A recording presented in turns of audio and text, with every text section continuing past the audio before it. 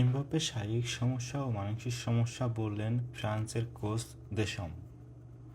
গ্রীষ্মের শুরুতে Kylian Mbappe সম্ভবত এই গ্রহের সবচেয়ে সুখী মানুষদের একজন ছিলেন। শৈশব থেকে লালন করা স্বপ্ন পূরণ করে নাম লিখিয়েছেন রিয়াল মাদ্রিদে।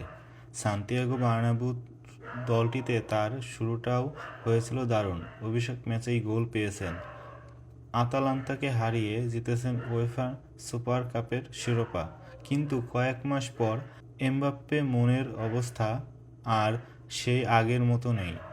রিয়াল মাদ্রিদের হয়ে সর্বশেষ 7 ম্যাচে একটি গোল পাওয়া এমবাপ্পে খেলছেন না ফ্রান্স দলেও।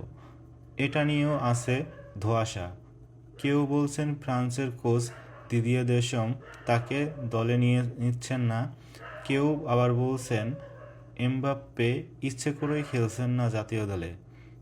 এর মধ্যেই দেশম কাল নেশনস লিগে ইসরায়েলের সঙ্গে এমবাপ্পের মানসিক সমস্যা ও শারীরিক সমস্যা রয়েছে। এমবাপ্পে কেন তার পরিকল্পনায় নেই? ফ্রান্সের সংবাদমাধ্যম TF1-কে এই প্রশ্নের উত্তরে দেশম বলেছেন, এটা বাস্তবতা যে সে কঠিন পরিস্থিতিতে আছে। নিশ্চিতভাবে সে এমন একটা সময় পার করছে যেটা তার ক্যারিয়ারের জন্য সুখর নয়।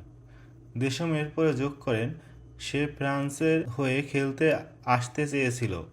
আমি মনে করেছি এই মুহূর্তে তাকে দলে না নেওয়াই ভালো। যে কেউ কঠিন সময়ের মধ্য দিয়ে যেতে পারে।